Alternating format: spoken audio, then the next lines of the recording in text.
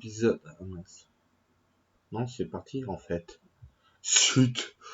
Du coup, je recommence. Bonjour à tous et bienvenue pour la review de l'épisode Pokémon de la semaine, qui est l'épisode 145 de Pokémon Soleil et Lune, nommé Le Soleil, la Lune et les rêves de tout le monde. Maintenant que la Ligue d'Alola est terminée, tout le monde retrouve sa vie normale.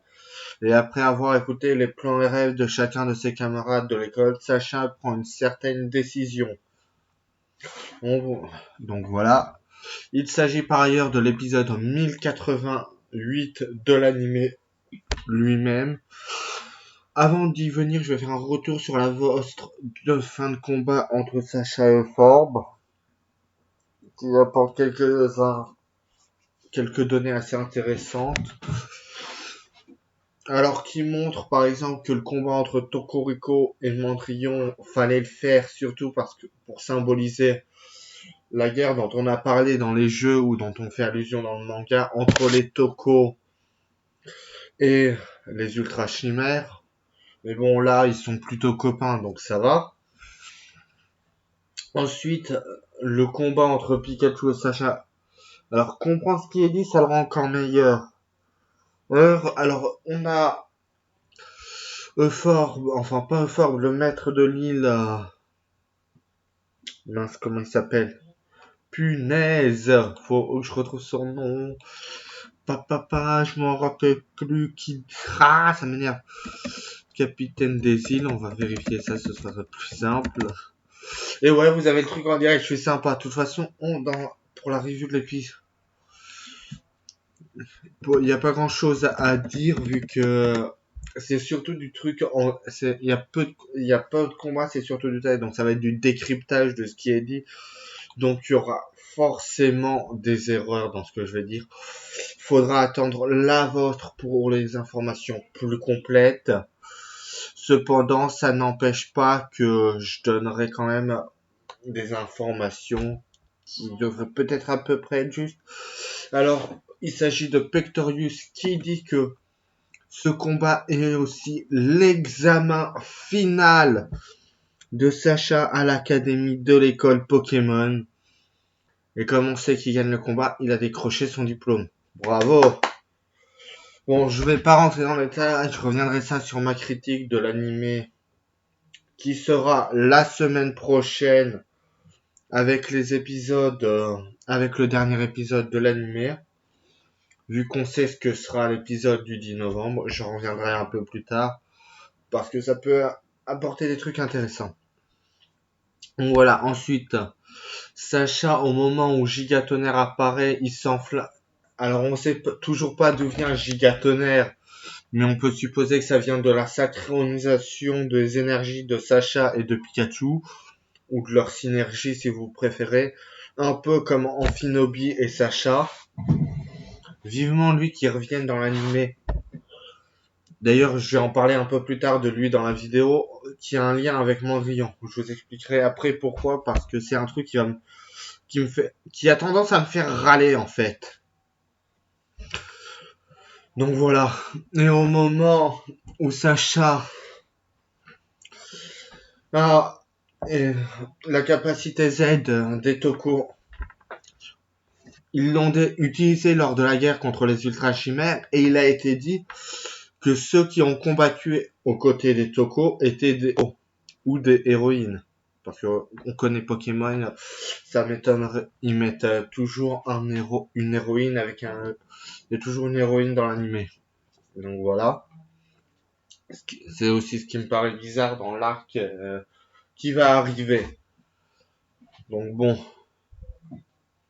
Voilà. Lorsque les deux capacités s'entrechoquent, le Deus Ex Machina de Sacha et Pikachu Gigatonnerre ou le résultat de la synergie, ça dépend de comment on voit les choses. Pourquoi je parle de résultat de la synergie? Tout simplement parce que dans l'attaque, au moment où Sacha et Pikachu sont sur le point de perdre l'avantage contre Tokorico et Euphorbe, Sacha dit: tu la ressens l'énergie d'Alola toi aussi? Et si on ne faisait qu'un avec? Et c'est là où c'est important parce que là, il se synchronise directement avec l'énergie vitale de la région d'Alola. On va amplifier en disant voir du monde, ce qui rend la scène encore plus magique. Donc notre Pikachu de Ou est bien au-dessus de etc. Donc voilà, ça affiche quand même assez attrayant par rapport à la suite de et pour l'animé Pokémon, surtout pour le nouveau cycle. Donc voilà. Merci d'avoir écouté ce récap de la voix de la semaine dernière. Et je remarque que c'est le plus long récap que j'ai fait, enfin pas sûr. On va à présent passer à l'épisode en lui-même, qui est de cette semaine, qui est nommé Le soleil, la lune et les rêves de tout le monde. L'épisode commence par le soleil qui se lève et Sacha et ses amis qui mangent tous ensemble. Mandrillon entend un bruit, et sort avec Sacha et Pikachu. Il voit alors une ultra brèche. Et oui, il semble que les Venimi et leur évolution soient capables de créer des ultra brèches comme ça en claquant des doigts. Donc voilà. On a l'opening de l'épisode qui commence. Retour sur la scène. T'as Sacha qui se rappelle de tout avec Mandrillon, qui se met à être assez triste. Et Mandrillon, après avoir fait quelques échanges de caresses, etc., qui part,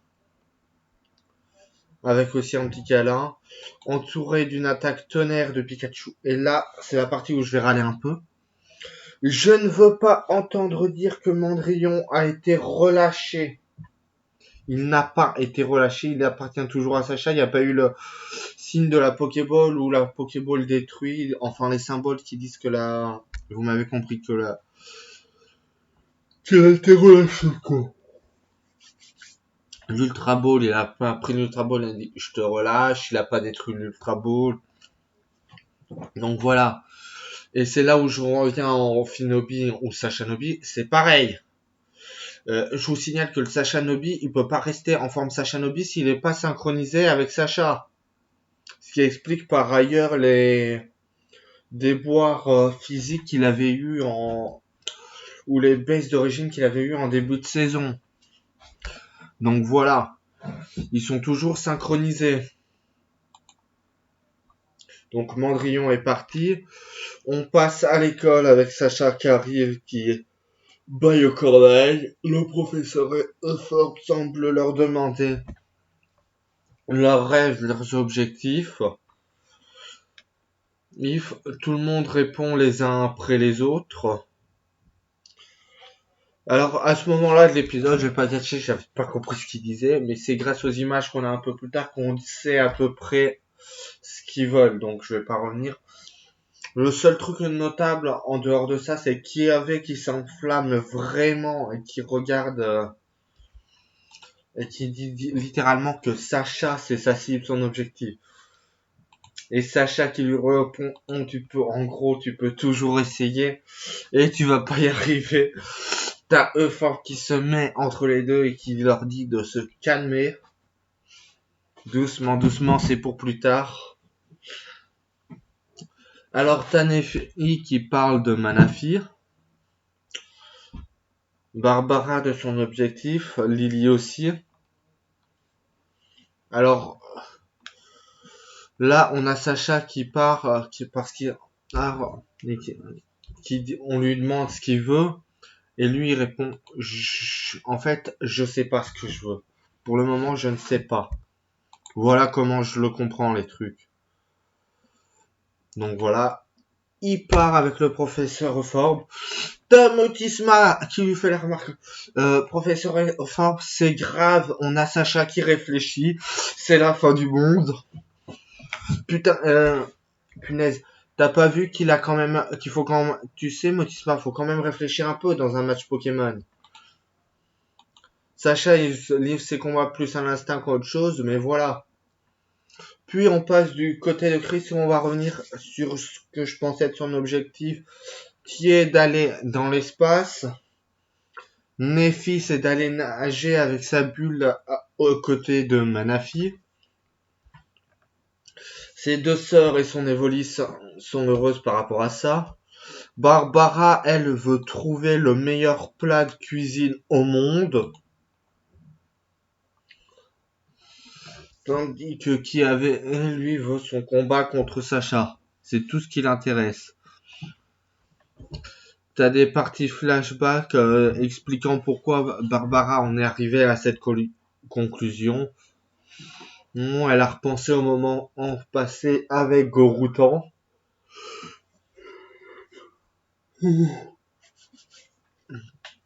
Et t'as qui se met à défier Sacha d'un coup. Sacha accepte et s'enflamme sur le point de tir. T'as Lily qui repense, qui explique qu'elle prend énormément soin de Marie-Gernard, qu'elle met de l'huile de coude, etc. Enfin bref, elle fait gaffe à le surveiller pour pouvoir pour pouvoir le ramener à la vie, quoi. Parce que le Marie-Gernard, là, on va pas se le cacher, soit il est mort, soit il est dans le coma. Donc voilà. Elle continue ses recherches sur l'animateur. Elle raconte tout ça. Puis après, on a la séquence où elle sort. Où on est chez elle. Là, c'est plus un flashback. Elle s'endort aux côtés de Marie-Gernard. T'as le livre qui tourne, qui s'ouvre à la page où t'as Zoroark qui fait une sorte de... qui est en boule avec Marie-Gernard sur lui, qui font une sorte de câlin. Elle se réveille. Puis là, on a le combat entre Sacha et qui commence. Loup-garou contre Dracofeu. Alors ce combat, mon avis, il sert juste à dire on a oublié de mettre il y a une capacité Z qui est jamais réellement apparue en combat. C'est Hurlement des lames de roche. Et si on faisait un combat pour ça contre qui? Bah je sais, il y en a un qui voulait absolument affronter Sacha durant la Ligue Pokémon. Donc, on va faire Sacha contre qui avait. Et là, Sacha et qui avait s'affrontent. Le Dracofeu de qui avait à l'avantage. Sacha lance alors sa capacité Z hurlement des lames de roche, tandis que qui avait lui répond avec pyro explosion cataclysmique. Les deux capacités Z s'entrechoquent. Cependant, Dracofeu est celui qui prend le plus de dégâts. Là, mais l'explosion des deux capacités Z repousse les deux qui sont quasiment KO. La capitaine de l'île, Alexia, est sur le point de déclarer un match nul. Quand soudain Loup-garou se relève et Sacha reste debout pour être sûr que le Dracofeu est KO. Sacha est alors déclaré vainqueur du combat haut la main par un KO. Donc voilà, c'est pas un match nul, c'est la victoire de Sacha, qui avait dit alors que son objectif sera de surpasser les Sacha, mais qui veut devenir capitaine d'épreuve ou maître des îles. Et oui, ça nous ramène au jeu. Et j'ai envie de dire qu'on a quand même de la chance de pas avoir le qui avait animé ou un autre personnage dans les jeux comme adversaire. Sinon, on serait pas mal dans la mouise côté combat. Ça, et il veut surpasser par la même occasion les doyens. Donc voilà. T'as Alexia qui semble jeter un froid pour je ne sais quelle raison.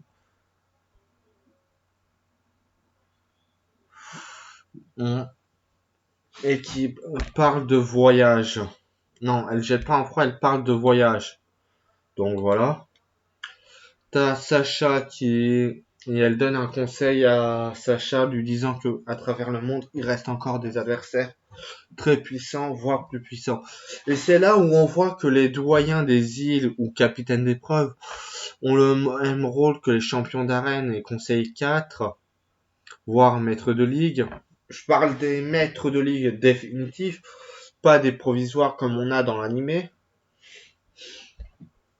qui est de guider les gens qui voyagent dans leurs rêves. et leur donner des conseils. On a alors un retour sur Lily et Gladio. Sur Gladio qui rejoint Lily, qui est avec Morgana assis sur une chaise. T'as Lily qui parle de ce qu'elle a trouvé dans le cahier. Désolé. Elle parle de ce qu'elle a trouvé dans le cahier. Gladio, suite à cela, appelle Zoroark qui renifle toute la pièce, qui regarde, puis remarque Morgana. Alors, il déclenche son pouvoir d'illusion, où on voit Lily qui apprend à marcher, qui fait ses premiers pas à côté de Morgana, qui est dans cet état comatif, et de son père qui regarde la scène. T'as alors Lousamine, etc. qui arrive. Elle est en larmes. Elle commence à pleurer. L'illusion se brise. Elle commence à pleurer. T'as des larmes qui sortent. Or, et c'est là, la scène est émouvante. Elle pleure. Soudain, t'as un truc qui brille. Et Morgana reprend vie. L'animateur, il était toujours en lui. On pouvait le voir grâce aux réparations dans l'épisode que Lily avait fait. C'était vraiment magique, magnifique. Alors que Morgana se réveille, on revient sur Sacha et ses Pokémon qui dorment tous en cœur. Il repense aux paroles d'Alexia et il s'en dit, j'ai trouvé. Pourquoi je me prends la tête? Je sais ce que je vais faire. Je vais partir. Je vais continuer mon voyage pour devenir le plus grand maître Pokémon. Et c'est là où tu as une espèce d'image un peu à la Olive et Tom sur lequel se termine l'épisode. Elle est très belle l'image, hein. Je dis pas le contraire. Donc voilà.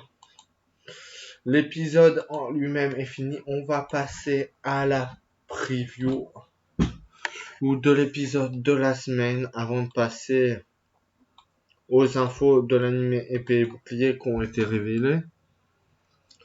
Sinon c'est pas drôle. Alors l'épisode 146 de Soleil et Lune sera le tout dernier.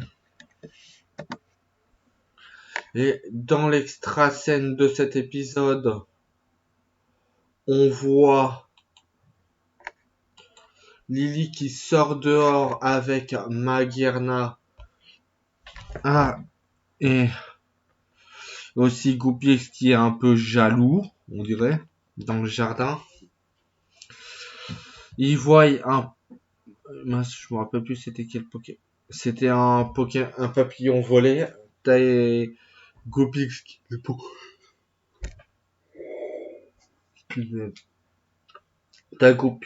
qui le poursuit. Suivi rapidement par Morgana qui lui tombe par terre. Lily panique et se demande ça va, t'inquiète pas, je vais m'occuper de toi. Voilà comment se termine l'extra scène. À présent, la preview de l'épisode de la semaine prochaine, où on commence l'épisode par le Pokégroupe sans Sacha qui l'attend et mange avec leur Pokémon. Pikachu et Sacha à la plage regardant le soleil couchant. Chelours qui fait un câlin à Jessie, James, Culbuto et Miaous. Tout le Pokégroupe quasi en larmes devant le départ de Gladio, Lily qui a son groupe X dans les bras et Morgana à côté. T'as une scène où on voit Sacha faire une sorte de câlin à Pimprenel et le professeur Euphorbe avec Pimprenel en larmes. T'as le titre de l'épisode qui apparaît. Dans la seconde partie de la preview, tu as Sacha qui marche devant Solgaleo qui regarde. Mais qu'est-ce qu'il fait là, Solgaleo? Me dites pas qu'il va rester avec lui quelque temps. Me dites pas qu'ils vont faire un voyage tous les deux. Non mais attendez, je veux savoir ce qu'il fait là, Solgaleo. On va encore avoir des émotions fortes la semaine prochaine. C'est un épisode vraiment magique. L'épisode de la semaine prochaine se nomme, pour le 146 et 1089 de l'anime Pokémon, merci à Lola, les départs respectifs de chacun. Préparez vos mouchoirs. Par ailleurs, le 10 novembre, il a été annoncé aujourd'hui, et c'est l'information qui est tombée. Et l'information sur Soleil et Lune sur le prochain arc de l'anime est tombée.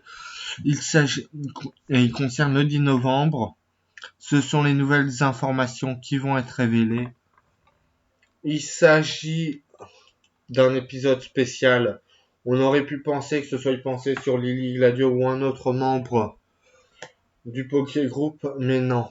Le titre se nomme en anglais Let's Go to the Poké World with Mari Itoyu, a tour's random of the anime.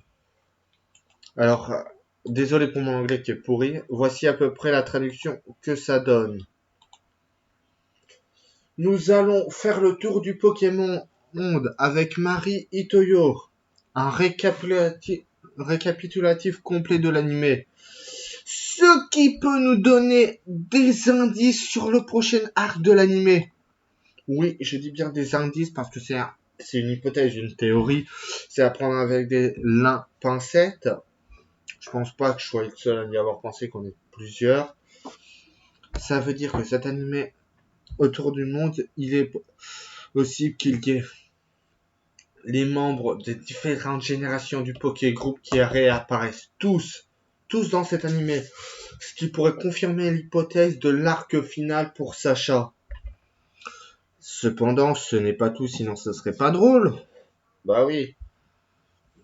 Ce serait pas drôle sinon. Cet épisode qui récapitule en gros plus de 1100 épisodes.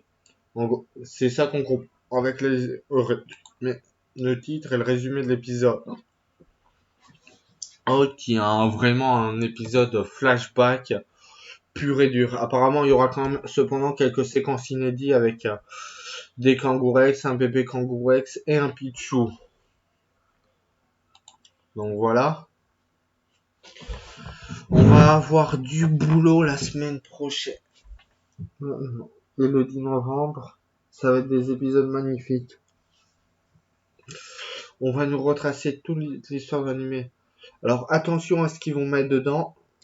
Cependant, je vous rassure tout de suite qu'il y a quasiment aucune chance que ce soit traduit en vostre. Ce sera peut-être en Vosta, mais en vostre ça m'étonnerait. Donc voilà.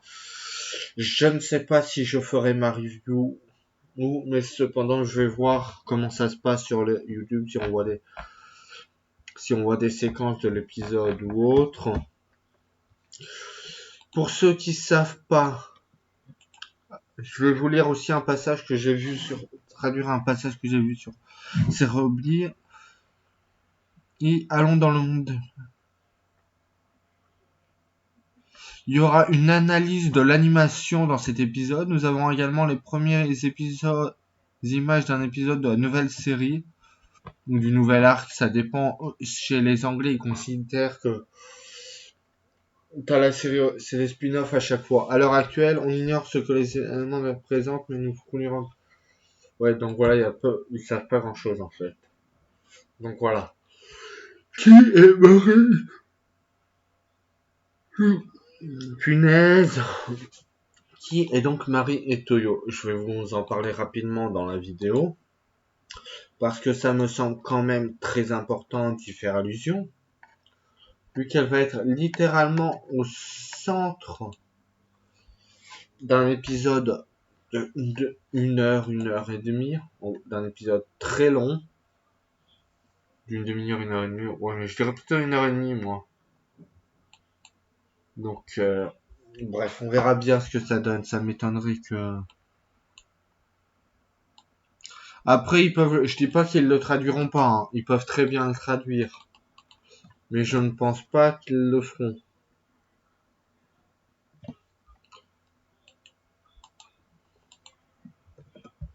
Mari Itoyo, je crois que c'est la nouvelle seiyuu qui va débarquer dans l'anime.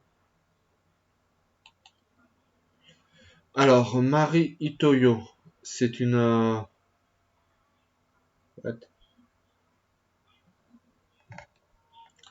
une seconde, je trouve pas... Ah, d'accord.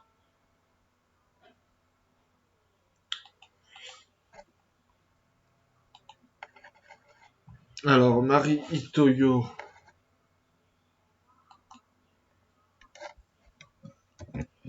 Yo est une mannequin professionnelle, une idole si vous préférez pour les fans de manga, etc. Elle a déjà joué dans plusieurs films tels que les Sentai, les Dark Maiden, City Hunter, enfin Nicky Larson et On, le film qui est sorti cette année. Regarde ailleurs. À la télévision, elle a joué dans Anam-Nuri, Kozuki, on nous remet les Sentai, Nobunaga, Mamoru, Omokadezu. Elle a joué dans Détective Pikachu aussi. Et elle avait fait la voix de Lucy Stevens. Donc voilà. Donc et il est possible qu'elle fasse ça. Sachant qu'on ne sait pas si Go est un garçon ou une fille. Si c'est un garçon, ils vont sans doute pas tarder à nous introduire la Pokégirl de la génération. Parce que ça m'étonnerait qu'il n'y en ait pas. À moins qu'ils veuillent faire un peu à la Sword Art Online pour travailler les liens de fraternité entre deux personnes. Ou faire le passage de flambeau, donc, comme diraient certains. On théorisé certains vu qu'elle voix de Go sera aussi la voix d'Izuku Midoriya. Donc voilà.